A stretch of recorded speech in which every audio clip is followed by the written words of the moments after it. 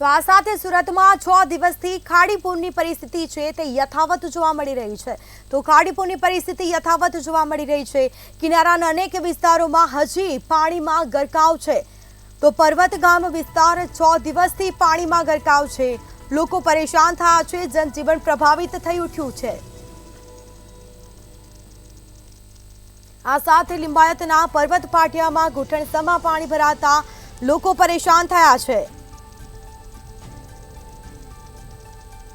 આ સાથે વરસાદ ઓછો થતા ખાડીનું લેવલ પણ ઘટ્યું પણ ખાડીપુર પણ હજી યથાવત જોવા મળી રહ્યું છે। તો જેના સીધા દ્રશ્યો અમે આપને બતાવી રહ્યા છે। ઠેર ઠેર વરસાદી પાણી ભરાયેલા જોવા મળી રહ્યા છે। ખાડીપુરની આ પરિસ્થિતિ જોવા મળી છે। વધુ વરસાદના કારણે ખાડીપુરની પરિસ્થિતિ જોવા મળી છે। જ્યાં જુઓ ત્યાં પાણી જ પાણી નજરે પડી રહ્યું છે। તો આ સાથે વરસાદ ઓછો થતા ખાડીનું લેવલ પણ ઘટ્યું, જેમાં લિંબાયતના પર્વત પાટિયામાં ઘૂંટણસમાં પાણી ભરાયા। તો વધુ વિગતો સાથે સંવાદદાતા દિવ્યેશ પરમાર ફોન લાઈન પર જોડાઈ ગયા છે। જી, સુરતમાં 6 દિવસથી ખાડીપુરની પરિસ્થિતિ ઠેરની ઠેર જોવા મળી રહી છે, શું પરિસ્થિતિ? બિલકુલ જે પ્રકારે સુરતમાં 6 દિવસ પહેલા જે ખાડીના લેવલ વધ્યા હતા, ખાડીપુર સતત શહેરમાં ઘૂસ્યું હતું, ત્યારે પરિસ્થિતિ હજુ પણ અનેક વિસ્તારમાં ઠેરની ઠેર છે।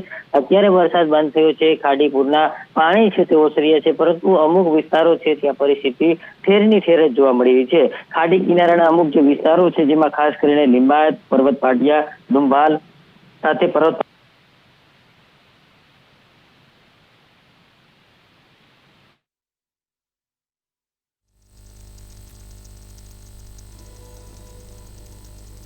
તો આ સાથે જ કિનારાના અનેક વિસ્તારો હજી પાણીમાં ગરકાવ છે। પર્વતગામ વિસ્તારમાં 6 દિવસથી પાણી ભરાયા છે। લોકોનું જનજીવન પ્રભાવિત થઈ ઉઠ્યું છે। લિંબાયત પર્વત પાટિયા પાસે વરસાદી પાણી ભરાતા લોકો પરેશાન થયા છે। તો આ સાથે ખાડીપુરની પરિસ્થિતિ યથાવત જોવા મળી છે। ખાડીનું લેવલ ઘટ્યું પણ પાણી ઠેરના ઠેર જોવા મળી રહ્યા છે। આ સીધા દ્રશ્યો અમે આપને બતાવી રહ્યા છે। જ્યાં જુઓ ત્યાં પાણી જ પાણી નજરે પડી રહ્યું છે। તો ખાડીપુરની પરિસ્થિતિ યથાવત જોવા મળી છે। તો પર્વતગામ વિસ્તારમાં 6 દિવસથી પાણીમાં ગરકાવ થયું છે।